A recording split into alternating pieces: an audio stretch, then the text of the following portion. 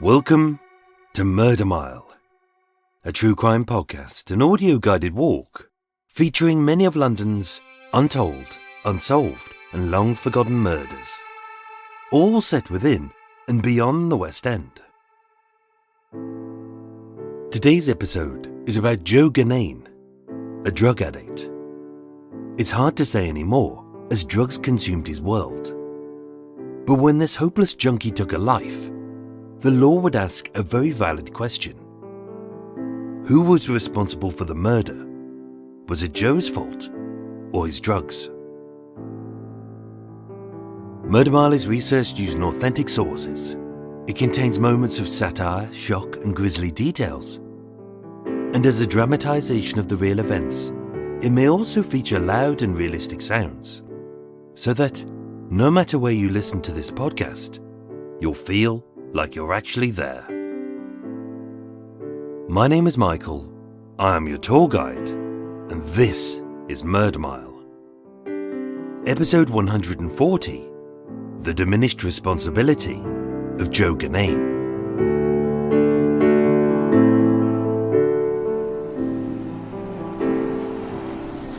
Today, I'm standing on the corner of Greek Street and Romilly Street in Soho, W1. One street southeast of the bombing of the Admiral Duncan pub. One street north of the epileptic bank robber Jack Esmond Murphy. And 2 streets southeast of the collapse of the Pawn King. Coming soon to Murder Mile. At 29 Greek Street sits the Coach and Horses, one of my favourite pubs. With a boozer situated on this site since the 1700s, it's kept many of its traditional aesthetics, being a 4-storey, Grade 2 Victorian corner house, with white walls, an iconic red flash, and the ground floor chock full of original features, like red steel pillars, tobacco-stained tiles, heavy wooden doors, and the old Taylor Walker lanterns. Made famous by the play Geoffrey Bernard is Unwell, Norman, one of London's rudest landlords, and it is said the inspiration for Robert Louis Stevenson to write The Strange Case of Dr. Jekyll and Mr. Hyde. The Coach and Horses is a wonderfully honest old man's boozer, where you can sup a decent pint over a good old sing-song on the piano, all under a portrait of the Queen Mum. And yet if you ask nicely, you can be led upstairs to one of the city's best and most secret vegan restaurants. Recently acquired by a pub chain, thankfully they haven't ripped its guts out, but they have stripped out the sticky carpet and they've even fixed the toilets. So when weeing, no longer do you have to stare into a dank abyss of leaky pipes, stale piddle, possibly the plague, and mould so old it's gone a bit racist. Like most pubs, outside you may see the odd fight, mugging, flasher, and even the occasional murder. One such murder occurred just recently. It made the papers, but very few people paid attention to it, as being a tawdry tale about a junkie who killed a possible dealer over some drugs. Nobody cared. In the public's eyes, they were 2 blights on society who had made their own decisions. One took drugs, one sold drugs, and they both chose to live a life of crime and to make fast money the easy way. But the trial would pose an interesting conundrum. If the attacker was high on drugs at the time of the murder, was he fully responsible for his own actions? Or were the drugs that he took partly to blame? As it was here, just before dawn, on Sunday the 3rd of March 2019, that Joe Gynane stabbed Mohammed Elney to death.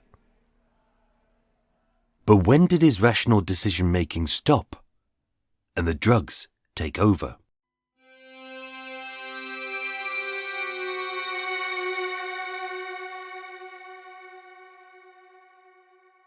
The legal definition of diminished responsibility is an unbalanced mental state which makes a person less answerable for a crime and grounds for a reduced charge, but it does not classify them as insane.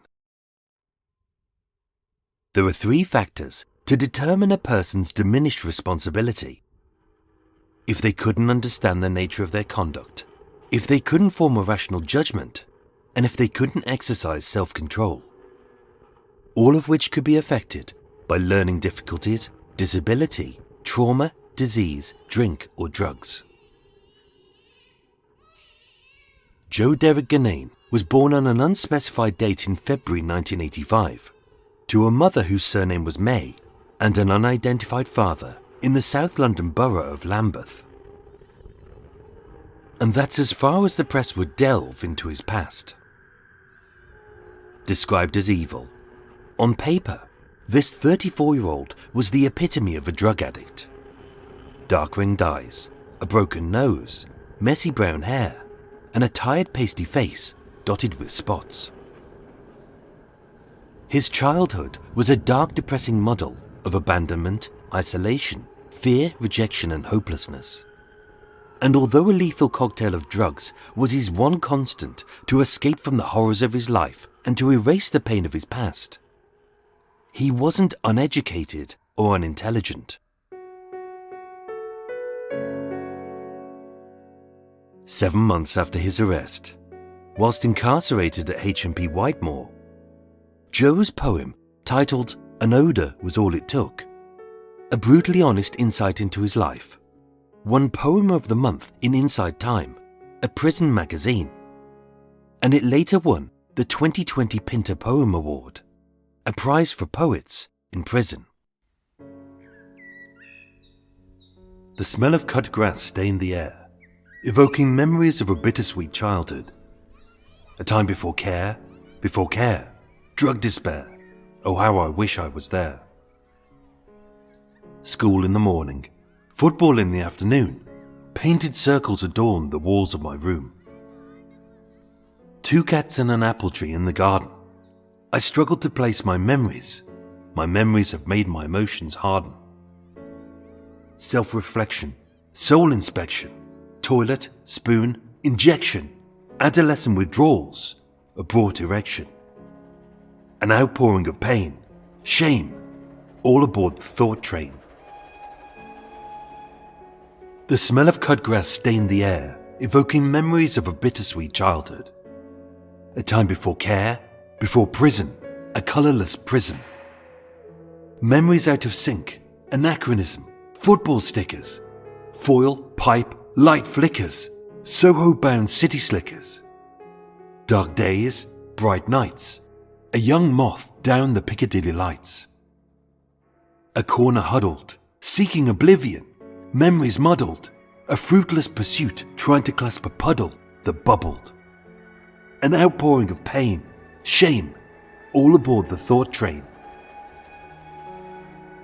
The smell of cut grass stained the air, evoking memories of a bittersweet childhood. A time before care, before I made my mother cry, earthbound yet seeking the sky. My passage resides in a cling film package. Emotions, memories, abandoned baggage. Blackheath fireworks displays, fairies sprinkling dust on school plays. The good old days, before me and innocence parted ways. Waifs, strays, a cup in hand, homelessness pays. An outpouring of pain, shame, all aboard the thought train. The smell of cut grass stained the air, evoking memories of a bittersweet childhood. The time before care, before fear, despair, a shed tear, stealing from those I hold dear, near. My breaking point. Suicide, life, what's the point? Institutionalized. At home in the joint, at home with a joint, freedom bound to disappoint. My cause rotten, I should be forgotten. An outpouring of pain, shame, last stop for the thought train.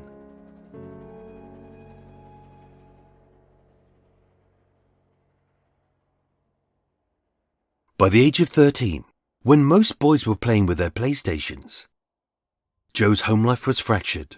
He was living in care. He had been abused, and he was addicted to heroin and crack. Living on the streets and surviving on handouts, the only constants in his depressing little existence was drugs and prison. With a criminal history of 16 counts of theft, robbery and violent assault, Joe was in and out of prison throughout parts of his adult life. And although incarceration would provide him with a bed, clean clothes and 3 square meals a day, it posed a problem for someone so reliant on drugs. Joe was addicted to 3 drugs: heroin, crack and spice. Heroin enveloped him with feelings of euphoria, with a hit like being wrapped in a cotton wool cocoon where nothing could harm him.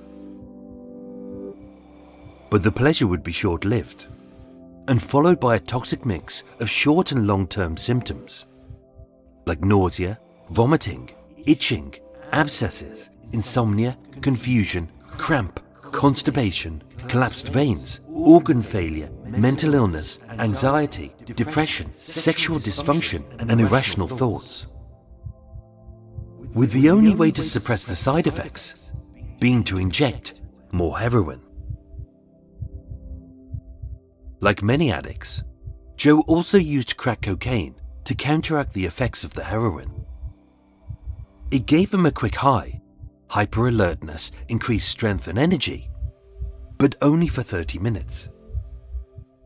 Like heroin, the side effects of crack cocaine were severe, including insomnia, confusion, aggression, anxiety, paranoia, and hyperexcitability, which clouded his rational thoughts, as well as coke bugs, a vivid hallucination that insects were burrowing into his skin. With the only way to suppress the side effects of crack being to smoke spice. As a psychoactive cannabinoid, spice relaxed him.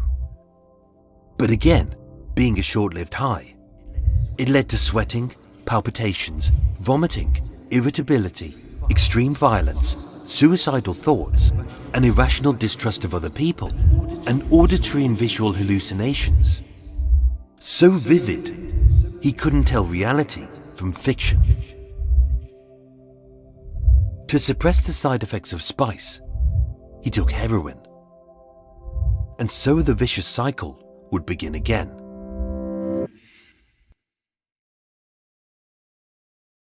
On Friday the 1st of March 2019, whilst on remand in police custody and awaiting trial on the charge of robbery at Highbury Magistrates Court, although he had made up with his mother and he could have gone home to stay with her in Plumstead, he didn't. Although he could have collected his prescription for methadone to assuage his drug addiction, he didn't. And although he should have gone and stayed at his bail hostel, he didn't. As Judge Richard Foster would later state, you made a conscious decision, a bad decision, to go to Soho. Joe Gynane had been a drug addict for more than 20 years, almost 2/3 of his life. As a homeless man, used to being attacked and stabbed by strangers, he often carried a large kitchen knife. As a junkie just out of prison, he was suffering from withdrawal as he headed into Soho in search of a fix.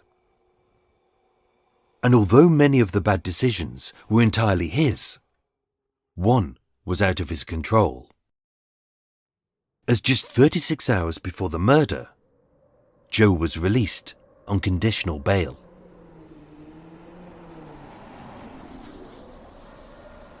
On the evening of his release, CCTV cameras would record Joe in and around Old Compton Street in Soho. A vibrant, frenetic place of fun, festooned with a kaleidoscope of clubs, bars and cabarets. But seen by some as a series of squalid streets of sin, Soho also has a very dark side, courtesy of drugs and poverty.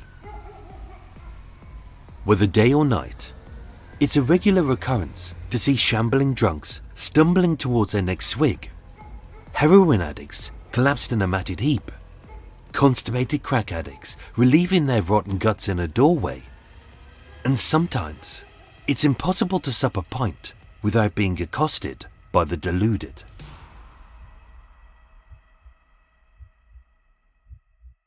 For the jury at Joe's trial, it was very simple. He had made the decision to go into Soho in search of drugs. He knew the risks, he took the chance, and over the next 36 hours, he binged on heroin, crack, and spice. Trapped in an all too familiar vicious circle of depleting highs and bigger hits. With his body used to this abuse, he staggered from fix to fix, losing the fight to counteract the side effects. And so a familiar tragedy unfurled. Score, euphoria, dip, stumble, collapse, inject, and repeat. On the wet and windy night of Saturday the 2nd to the morning of Sunday the 3rd of March, cameras witnessed Joe Gynane taking drugs alone and in the company of others, including 37-year-old Mohammed Elney. In court, Mohammed's family described him as a kind, jovial and cheeky son, who was the eldest of 4 siblings, paved the way for us in our new environment, a protector in a new country and life. As a devoted father to 2 boys aged 7 and 9, he provided as best he could, given that his options were cut short following a traumatic brain injury in an unprovoked assault. It remains unproven whether Mohammed was just a user or a supplier, a fact his family dispute, stating he was not a drug dealer, he had qualified as a plumber. But in court, Joe grew increasingly unhappy, barking, "The geezer's making it up as he goes along. Sentence me now, I'm sick of him." Joe's erratic, paranoid behaviour did him no favours.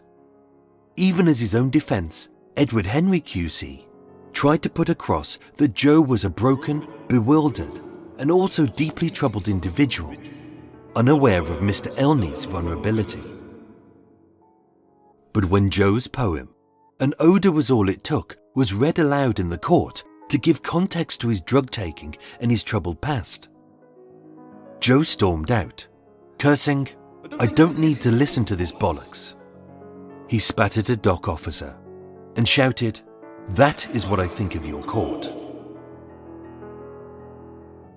After 2 decades exposure to illicit drugs, a lifelong history of abuse, homelessness, hunger, assault, mental illness, and a default emotional setting which was stuck at paranoid, Joe trusted no one.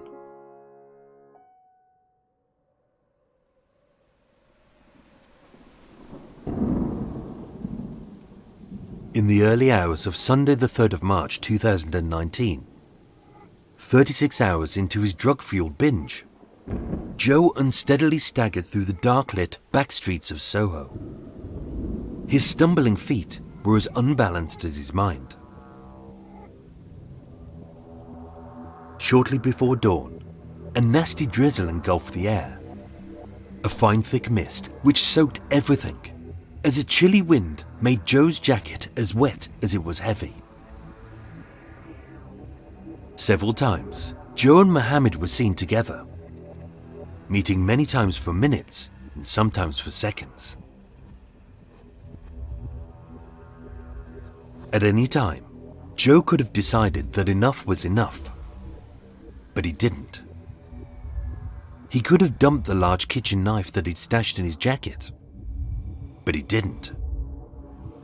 And having run out of money for drugs, he could have left for his hostel, perhaps to pick up his prescription for methadone. But again, he didn't.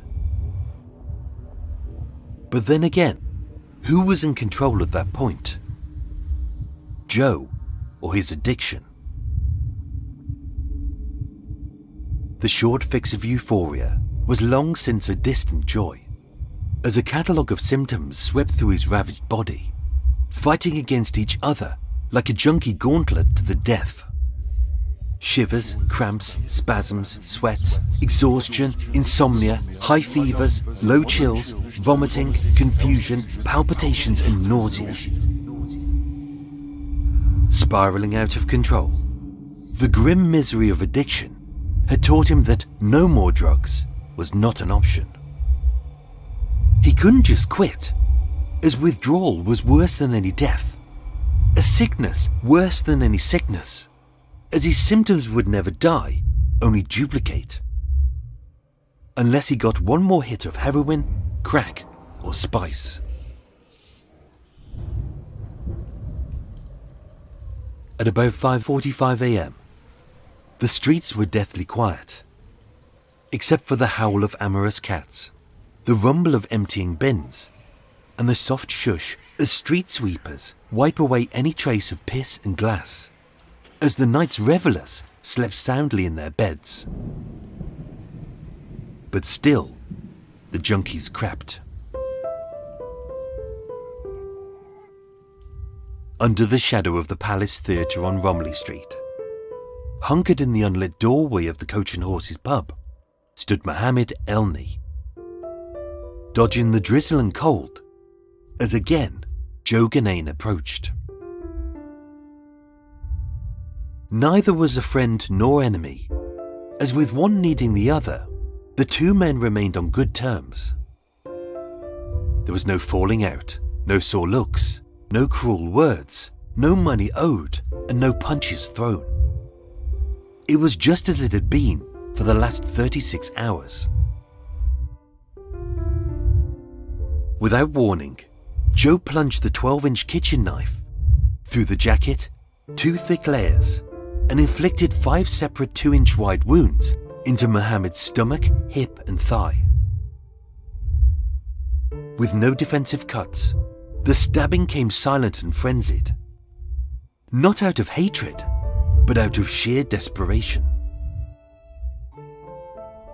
As Mohammed slumped on the rain-soaked floor, focused only on a quick fix, Joe rifled the pockets of the dying man's puffer jacket, his feverish hands staining red as blood gushed from his failing organs and pooled around his greying frame.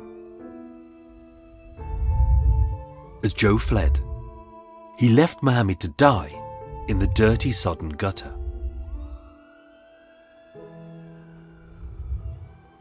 By 11:35 a.m, with his new high having worn off and his ill-gotten gains all spent, Joe stabbed a 16-year-old drug dealer called Ahmed in an alley on University Street, just a few streets north. He stole drugs and money, but this time he didn't flee. When the police arrived, spotted acting suspiciously, he was challenged, he ran, he ditched the bloodstained knife and was swiftly detained. He confessed to both attacks and gave evidence in remorseless detail, crying, "How many times have I got to do this? I've stabbed loads of people. They won't die. I don't want to be here anymore."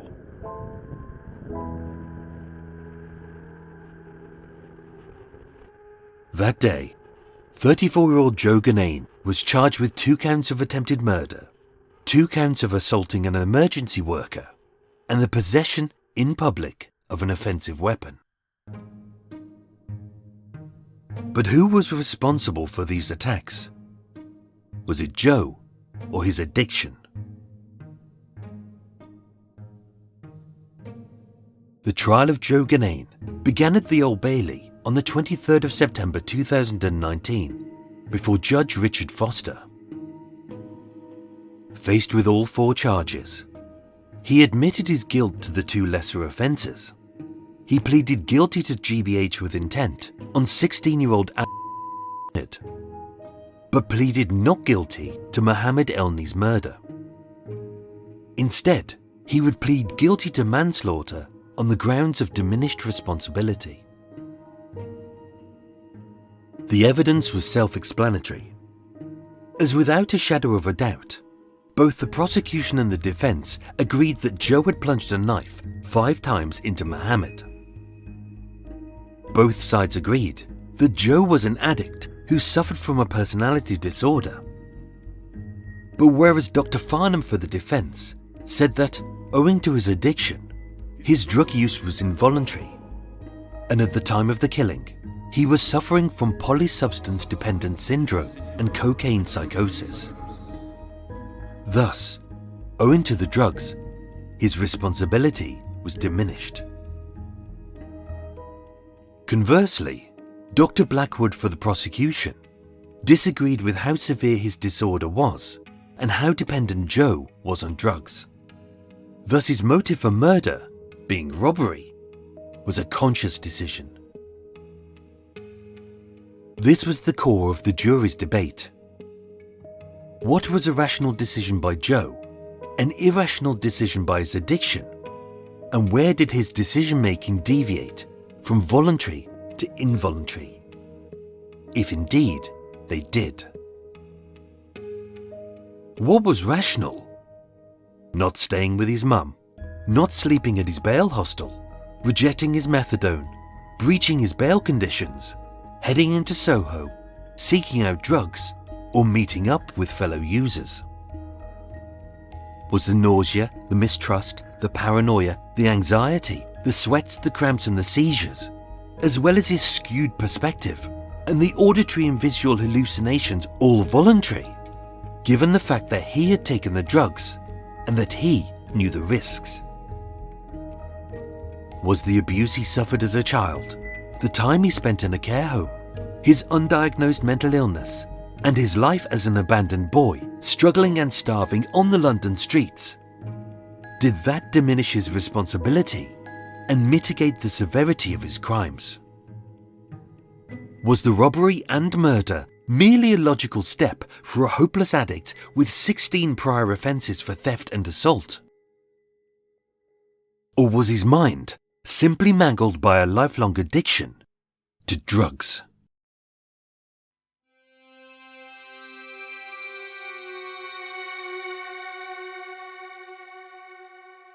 So complex was the case that the trial would take 2.5 weeks to complete, with the judge directing the jury, "Do not reach a conclusion until you have heard all of the evidence, in particular those by the psychiatrists." And yet, so confused would the jury become over exactly what constituted diminished responsibility that it almost derailed the case and led to a mistrial. Having heard Joe's own testimony, his poem, statements by Mohammed's family, and waded through a mountain of medical paperwork, after 3.5 hours of deliberation, on the 9th of October 2019, the jury returned with a unanimous verdict. Joe Gynane was found guilty of murder. Nothing less, with no lesser charge of manslaughter, and not on the grounds of diminished responsibility. He was sentenced to life, with a minimum term of 30 years to be spent in prison, meaning he will not be eligible for parole until November 2049. He is currently serving his sentence at HMP Whitemoor in Cambridgeshire, where he wrote his award-winning poem, a poignant piece which mourned his past and predicted his future. "My cause rotten, I should be forgotten. An outpouring of pain, shame, last stop for the thought train." Diminished responsibility is determined by 3 key factors: an inability to understand the nature of your conduct, to form a rational judgment, and to exercise self-control. But isn't that what drugs do? To erase the horrors of our real life, to free from the trappings of a rational world, and to enter the embrace of a place free from responsibility. Was Joe entirely guilty? You decide.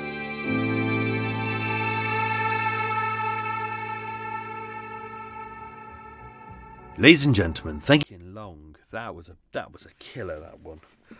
Holy moly. Moly, pudding and pie, kissed the girls and made them cry and all that. Oh, although I wouldn't make Eva cry. I'd only make Eva cry if I didn't get her cocktails on time. I didn't clean her shoes and I hadn't ironed her dresser. I hadn't done all my chores. That's what happens then. Hey everyone, welcome to Extra Mile. We're back, we're here, we're doing this. I'm just going to move my pop shield out the way and all that. There we go. Just so I can go and pop on my hot water and make a cuppa. You're welcome to join me as well. Difficult time at the moment. I actually need a wee-wee. But I don't think we're at that point in our relationship where I can have a wee-wee whilst I'm doing Murder Miles. So I'm going to open up windows and doors, get some air in. Not too hot today, it's all right. Oh, dear. Nice, it's a nice cool day. We've got a week of it being relatively cool, which is lovely. So rather than sitting in here and dying and sweating, like in, was it last episode? I can't remember. Well, I think I may have sweated myself to death, and it was horrible. Now it's really nice. It's really nice. I don't like the hot weather. Hot weather can go blow. I don't see the point in hot weather. I like it like this. It's about 20 odd degrees, maybe a bit less. A little bit cloudy. I'm making another coffee. Why am I making another coffee? I have no idea. This will be my third. Maybe that's it. I'll be a bit high. Sometimes if you come on a Murder Mile walk and I seem a bit hyper, it's normally because I arrived a bit late. I went into town, I grabbed a coffee, and it hasn't had time to settle, and I've gone a bit gaga. Sometimes that happens at the start where I meet people and I'm a bit too talky, or sometimes it's just because I live alone and I don't have anyone to talk at, except Eva. And Eva, basically, all she says to me is, "Where's my cocktail?" and "We need more sex, Michael."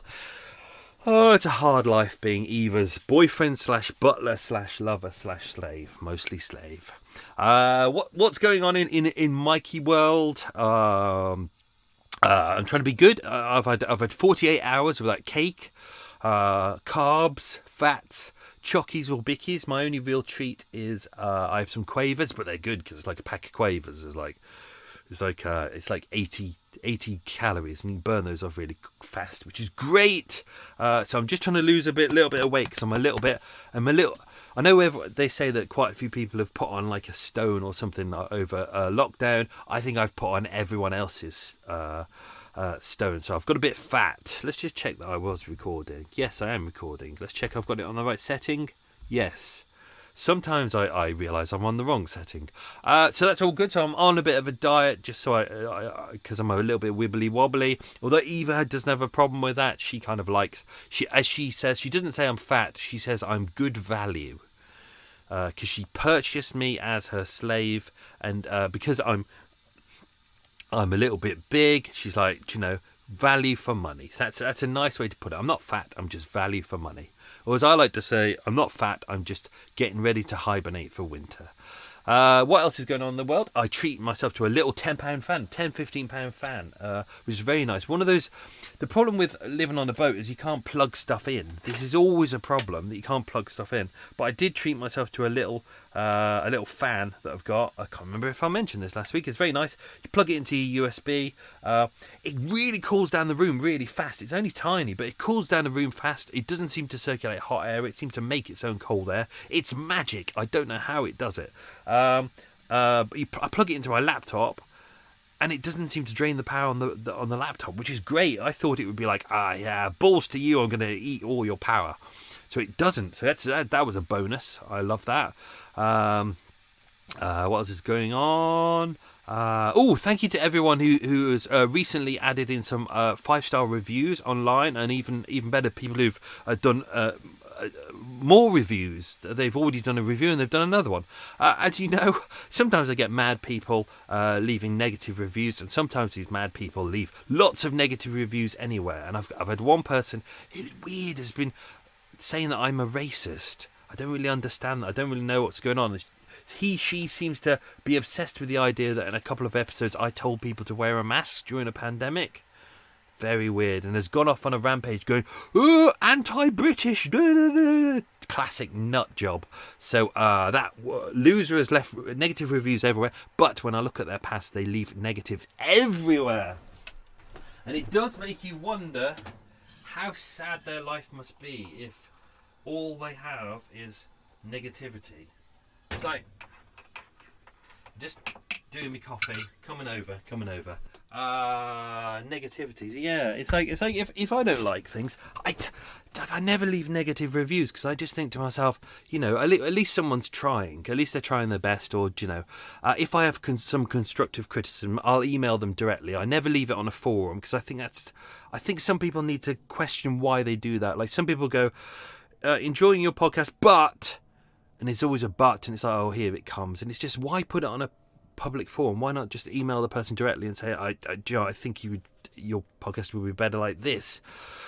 Negative reviews, I never leave negative reviews unless I feel that person absolutely deserves it. If they're a nasty piece of shit, fuck them. Sorry about my bad language, but fuck them. If I think they deserve praise, god damn it, yes, I always go in and leave positive. And especially if it's a new podcast and they need a bit of help, I'm happy to do that as well. Because positive reviews are always good. But this person, I went through her, because luckily iTunes lets you go through what people have written before. Negative, literally 1 star, literally about everything. You can tell this person is not with it. So anyway, bizarre. What else are we doing? I'm meeting up with some friends. Today is Wednesday. I'm a day ahead of schedule.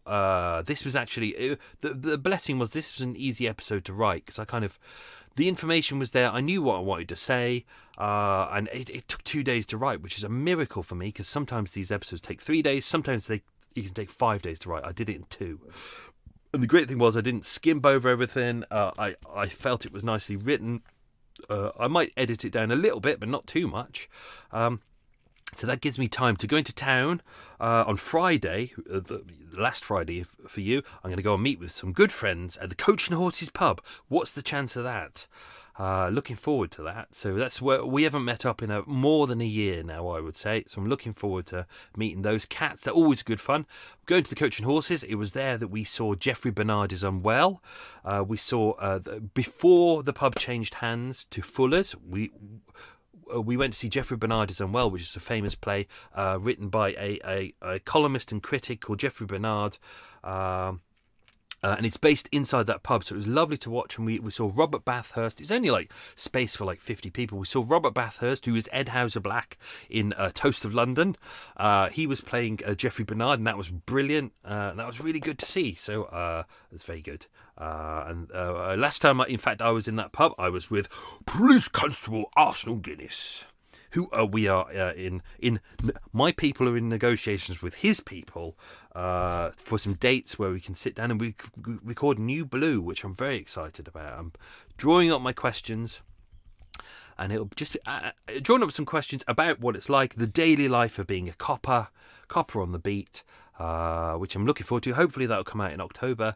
And also it'll just be a nice chat for me and Police Constable Arsenal Guinness to sit down and just have a bit of a chat and a couple of pints, maybe. A couple of pints. So, quick swig of coffee. Oh, no cake this week. So as mentioned, I'm on a diet. But, as mentioned slightly earlier, on Patreon now, what I've started doing on Sundays is a little video called Cake of the Week, and it's a really close-up kind of look at the cake of the week, and I film it, and it's all nicely shot and all that.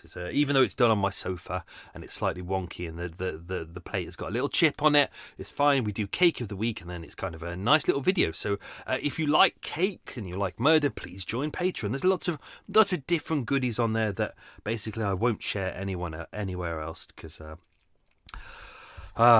it's basically Patreon has become a very good source of income. Advertising on the podcast isn't actually that good. It's not particularly great, whereas Patreon has kind of really has helped out and has paid for a lot of the equipment as well. So let's do some quiz questions for you. Don't forget, I will probably balls up some of these questions or edit them out. So here we go. Question number 1, ladies and gentlemen. What was Joe's middle name? Question 1, what was Joe's middle name? Question 2, What borough was Joe born in? So what London borough was Joe born in? Question 3. What colour jumper was Joe wearing? Difficult question. Don't forget, if you get 2 or 3 of these, I'd be very impressed. Question 4. What is above the Coach and Horses pub? Amy, you should be able to get that one. That's an easy one. Question 5. What street did the second attack take place on?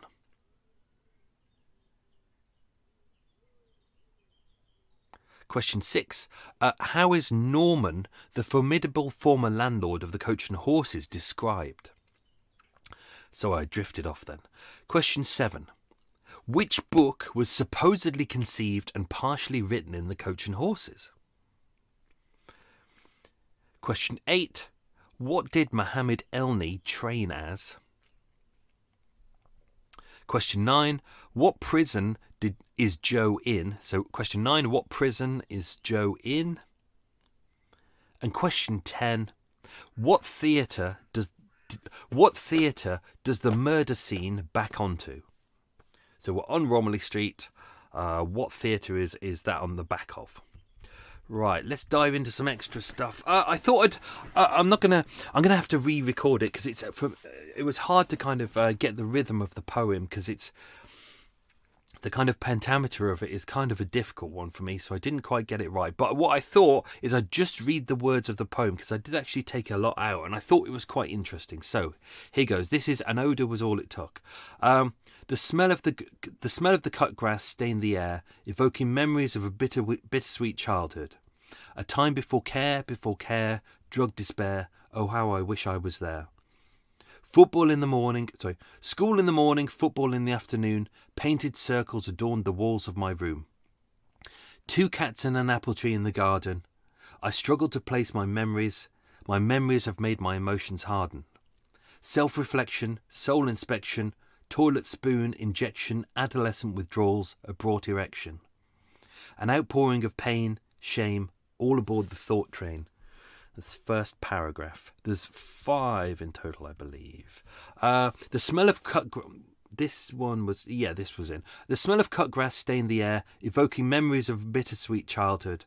A time before care, before prison, a colourless prism. Memories out of sync, anachronism, football stickers, foil, pipe, light flickers, Soho-bound city slickers. Dark days, bright nights, a young moth down to Piccadilly lights. A corner huddled, seeking oblivion, memories muddled, a fruitless pursuit, trying to clasp a puddle that bubbled. An outpouring of pain, shame, all aboard the thought train. The smell of cut grass stained the air, evoking memories of a bittersweet childhood. A time before care, before heartache, theft and deception. Borrowed equipment, blood-borne infection. A broken back fence, an unlocked door, a trainer consumed by the fox left needing more, wanting more, always more, more. Unable to sedate a starving hunger. Full syringe, compressed plunger. Gone over while under, a meant blunder, and yet still an uncalled number. An outpouring of pain, shame, all aboard the thought train. A smell of cut grass stained the air, evoking memories of a bittersweet childhood. A time before care, before addiction. Was there a before? Before a need to score, a squat, a filthy floor, a runny nose, nausea, back pain. Feeding squirrels in Greenwich Park, despise the light but hate the dark, and the demons it conceals, starving yet can't stomach the thought of stomaching meals. An outpouring of pain, shame, all aboard the thought train. The smell of cut grass stained the air, evoking memories of a bittersweet childhood. A time before care, before I made my mother cry, earthbound yet seeking the sky. My passage resides in a cling-filmed package. Emotions, memories, abandoned baggage. Blackheath fireworks display. Blackheath firework displays. Fairies sprinkling dust on school plays. The good old days, before me and innocence parted ways. Waifs, strays, a cup in hand, homelessness pays. An outpouring of pain, shame, all aboard the thought train. The smell of cut grass stained the air, evoking memories of a bittersweet childhood. A time before care, before fear, despair, a shed tear. Stealing from those I hold dear, near. My breaking point, suicide, life, what's the point? Institutionalized. A home in the joint, a home with a joint. Freedom and bound to disappoint. My cause rotten, I should be forgotten. An outpouring of pain, shame, all aboard the thought train. The smell of cut grass stained the air, evoking memories of a bittersweet childhood. A time before care, before lies, vacant eyes. A home open to the skies, flies, orbiting a shooting rage. Stranded on the strand with a strange handout for handouts. Spare change. A Christmas crisis. Mattresses made from the latest reports of ISIS. An odour igniting a forgotten history. Diluted memories, addictions, nothing but an enigma packaged in a mystery.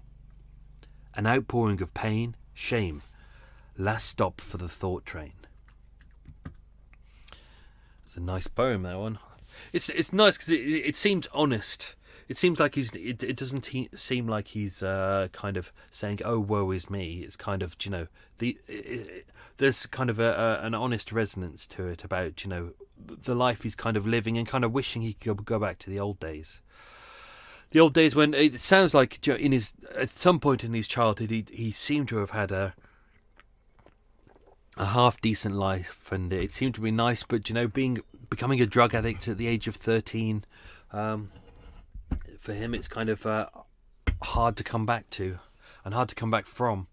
You think about it, Joe's drug addict at 13, he's 34 years old, he was on drugs for 21 years. It's a hell of a long time. I thought I'd read some other interesting details. When I found Joe's poem, I thought that was quite interesting. I thought that was a nice way to explain his life. Joe used his own words. But while I was in there, I was going through a lot of the Inside Time, which is the prison magazine you can get. And there was some interesting stuff in there as well. So there was an article by a prisoner called L. Gleason, who was talking about the smoking ban. So the smoking ban came in 2007, as mentioned.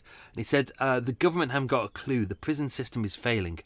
One of the reasons for so much reoffending is because there's very little to do here. So most prisoners turn to taking spice to take the days away. They ban smoking, and now, as a consequence, every prison is flooded with spice. And one of the reasons so many people go under on this drug is because without tobacco to dilute it, it is smoked pure. So what he's saying with that is, in the old days you'd use it as kind of something to jazz up your tobacco, but now because they have no tobacco, basically everyone's just smoking it neat and becoming hopelessly addicted to it. So this is a major problem that needs to be resolved. The investigation, I didn't go into too much in this episode because it was pretty simple. Detective Inspector Justin Harrick from Scotland Yard was overseeing it. Forensics were at the scene pretty fast. It was sealed off. It was a wet day, so obviously there weren't many fingerprints. Joe didn't pretty much touch very much. But if you look at the scene on Google Maps, you can go on there and have a look at it. Have a look at just all the cameras that are dotted around. Like, it's only a tiny street. It's a tiny street on Romilly Street that leads down to Cambridge Circus. So it's probably only about 100 feet long. But there's cameras everywhere because it's a high tourist area. And a lot of the premises have their own cameras as well. So there's at least 10 that I could see, but there's a lot more dotted around. Joe's arrest was pretty simple as well. As mentioned, he'd ran off to that other mentioned street. He'd stabbed the other 16-year-old, who is only mentioned in kind of one report. It was mentioned in the... it's not mentioned in any of the press reports, but I actually found it. I was going through the Court of Appeals paperwork, and it was actually mentioned in there. Which is why I know a lot, because a lot wasn't written by the press, but the Court of Appeal actually published a document which where a lot of this information comes from. Oh, what else have we got? There was, at the time that Joe was arrested, a 41-year-old woman was arrested with him. Almost nothing is said about her. We know her age, we know she's a woman, and that's it. She was later released, and that's all we really know. So we don't know what her purpose was, whether she was one of the other drug users that was there. Diving into the trial, as mentioned, the trial began. Boat going past too fast, not giving a shit, spilling my coffee everywhere. I'll have another swig. Trial began on 23rd of September 2019. It was a 2.5-week trial. What have we got? As mentioned, Joe pleaded not guilty to both of the serious charges, but he would later plead guilty to manslaughter on diminished responsibility for both. Murder on diminished responsibility for the first charge, and manslaughter on diminished for the second. What was I going to go with? So 2 consultant psychiatrists gave expert evidence to the jury. As mentioned, so Dr. Farnham for the defence said that Joe was suffering from polysubstance dependent syndrome, a dissocial personality disorder, and cocaine psychosis. But Dr. Blackwood, who was called for the prosecution, diagnosed him, yes, with a personality disorder, but disagreed with Dr. Farnham as to the severity of the disorder and to the extent of Joe's dependence on drugs. Now, this is all quite important. So, as mentioned in the episode, the judge said the jury needs to keep an open mind.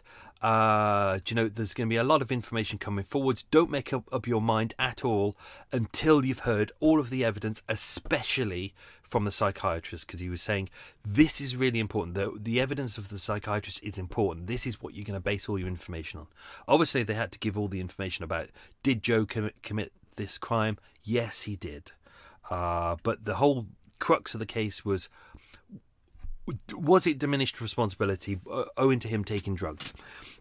Now, I kind of briefly mentioned this in the episode. I may have edited this out, but this became very important, and this is why it almost caused a mistrial. So, during the course of the trial, there were a number of notes that were sent to the judge from one of the jurors. One of the jurors, who was only ever known as the juror, obviously, as you go through the trial, the jury has a right to ask questions. When I was foreman of the jury, it was quite a self-explanatory trial. We really didn't need to ask for anything. We'd pretty much been given everything you needed to. But in a complicated case like this, you have the right to pass a note to the judge, and then the judge will kind of bring in the prosecution and the defence, and will ask them the questions. Then they will make the decision whether the jury will be given this information. So 26th of September. So I think this is like 2 days into the trial or something. Jurors sent the first note, which asked 8 questions.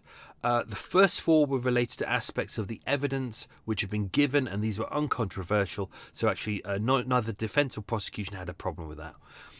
But there were problems with questions 5 to 8. So the first one is diminishing responsibility morally right and conducive to protecting the general public and helping the defendant realise his crimes, and giving the defendant the opportunity to come to terms with them, especially as in the case of the defendant, he has been sentenced for crimes of a similar nature on numerous occasions, 16 times according to the defendant. I am questioning the application of diminished responsibility in cases such as this. So this posed a problem, because obviously the whole point of the jury is that they need to be impartial. The judge has already said you need to keep an open mind, but already that jury is saying, I am questioning the application of diminished responsibility after just 2 to 3 days. This is a 2.5-week trial. Question 6. This is not the quiz, by the way, because I've just said question 6, just in case anyone's getting freaked out. How do you objectively measure one's responsibility? To what degree should the defendant's responsibility be diminished? Good question, but also, it's a hard question to answer. So, Yeah. There's more of these, so I'm going to plough through. Question 7. What is the definition of addiction amongst the scientific community? Question 8. What is the objective diagnosis for discovering the presence of addiction in the human body? The judge allowed time for the counsel to consider this. At the start of the hearing on the following day, the 27th, Mr. Henry for the defence applied to the judge to discharge the juror. He submitted that despite the judge's clear directions that the jury should keep an open mind until they have made up their mind on all of the evidence, the juror had already formed an adverse conclusion and by the terms of questions 5 had displayed bias. The juror had not yet heard the evidence of the appellant, which is Joe, and either psychiatrist, but was questioning the application of diminished responsibility in this case. The juror was not dismissed at that point, and the application was rejected. What the judge did was, quite rightly, he turned around and he made it clear to the jury that they need to make sure that they do keep an open mind in this case. Throughout, the jury retired at points. On the 30th, they retired, not fully, but they were permitted to retire for a time to go to a private room to read a bundle of medical records relating to Joe. Obviously, this is quite a complicated case, so that was quite rightly the right thing to do. 2nd of October, nearing the end of when Joe was given his evidence, that same juror sent Note B to the judge, which contained 7 questions. The first was uncontroversial, but they were worried about the next 6. Question 2. It is true to say that the defendant has never made any sincere, willful attempt to cessate from drugs ever since taking them. Is it true to say that the defendant has never made any sincere, willful attempt to cessate from drugs since taking them in 1998? Meaning, has he ever really, really consciously tried to quit drugs? Question 3. Does the defendant feel a better person when he is taking drugs? They're objecting to this. There's a partial objection to this because it's like it's the juror saying, well, he's clearly enjoying when he's being on drugs, so surely that is a logical decision. But this goes against the idea of, is he addicted to his drugs? Question 4. Why did the defendant need a knife when he confronted the second victim? I find that a baffling question. We kind of know he was robbing the guy, you fucking idiot. Question 5. Knowing the possible side effects and potential consequences of taking drugs at the time the defendant started taking them, and that he would still choose to take them despite the risks because they are enjoyable, does he not think his behaviour to be wholly irresponsible and demonstrable willful self-stupefaction? This juror is going to bug up his ass. This again was another problem because it's clear that the juror had already kind of made the decision that Joe is enjoying drugs. Less of it is about addiction, more of it is about his willingness to do this. He's not really asking an open question. He's putting across his own decision. It could be a she, I don't know. Question 6. Is this not a demonstration of the defendant taking control and dictating his own life? Question 7. Is the defendant not using addiction as an excuse in order to relinquish full responsibility of his crimes? Good question, but again, not a question for a member of the jury. That is really a question for the prosecution to answer, not really those. So there was a bit of a big old conflab about this between the prosecution and the defence and the judge, trying to work out whether it was kind of, because don't forget, you can't just turn around to a juror and say, okay, you're out, because if you do that, you've got to restart the whole trial, which doesn't just mean going into the street and going, can I have some jurors coming in? It's a big old process.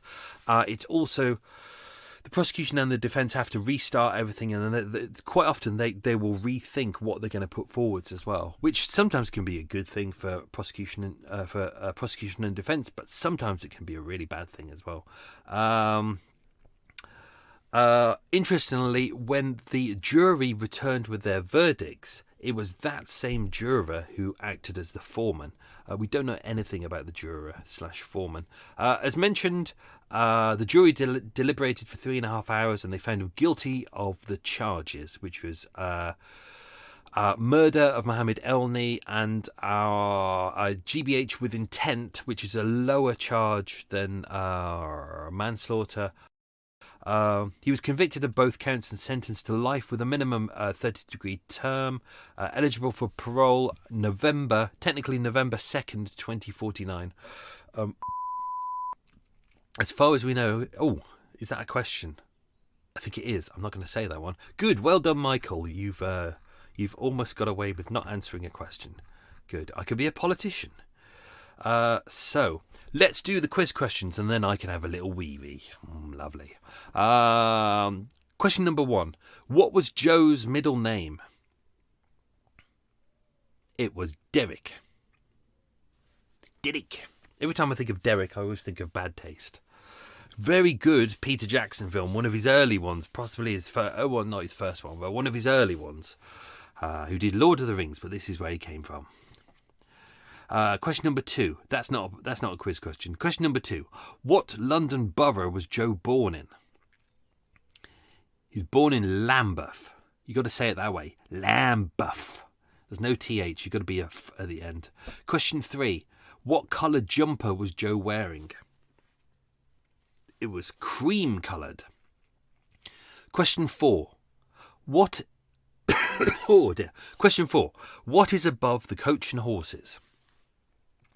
There is a vegan restaurant, which of course Amy is a fan of, because there they serve acorns and twigs, which is the daily staple of all vegans. That's a joke, people. Don't give me 1 star. Ooh, you wrote the vegans like acorns and twigs. 1-star review. I would give a 0-star review, but iTunes doesn't let me. I love when people write that. It makes me laugh. Question 5. What street did the second attack take place on? It was University Street, which is just past Goodge Street on the way to Warren Street. And it's near the scene of the Charlotte Street robbery, just over where the 2 men's coats were found, where they'd stashed them. Question 6. How is Norman, the formidable former pub landlord of the Coach and Horses, described? He's described as one of London's rudest landlords. And there are many, trust me. Question 7. Which book was supposedly conceived and partly written at the Coach and Horses? It was The Strange Case of Dr. Jekyll and Mr. Hyde. And interestingly, there's quite a wealth of books that were written and conceived in the area. Originally, I was going to do a tour years ago about authors and their inspirations, because you've got Bram Stoker, who worked as a theatre assistant over at Covent Garden, and that's where he met a Hungarian man who kind of gave him the original idea for Dracula. You got Mary Shelley living not too far away over in King's Cross. Soho was also the inspiration for the picture of Dorian Gray by Oscar Wilde. And it is said the debauchery was kind of based on the idea of kind of Soho and whatever pub was originally at the Coach and Horses. Also, there's a pub over in Fitzrovia, I think it's the Marquis of Granbury, which was the inspiration for Anthony Burgess to write A Clockwork Orange. Ooh. Question 8. What did Mohammed Elney train as? Elmi. What did Mohammed Elney train as? A plumber. Question 9. What prison is Joe in? See, I was right. What prison is Joe in? That's HMP Whitemoor. Although he may have moved, as many prisoners do. Question 10. What theatre does the murder back onto? It is the Palace Theatre on Cambridge Circus, which was a regular hangout for a Dutch lair, and it's currently home of the Harry Potter play. Ooh, exciting. Harry Potter. Good. That's that episode of Murder Mile. That was a bloody long record, Michael. That's going to be a pain in the arse to edit. Oh, shit. I've just made the page too small. Now it's got some... there we go. Good. Done. Right. That's me done. Hope you enjoyed that. Sorry, I'm just trying to... there we go. done. Going to start editing this now and hopefully be done by Friday. Then I can go out with some chums and have some drinkies and maybe some pizza and stuff, even though I'm on a no wheat diet, but that will be my treat for the week. Good. Have yourself a good week, people. Stay safe, be good. Lots of love. Be good. Bye.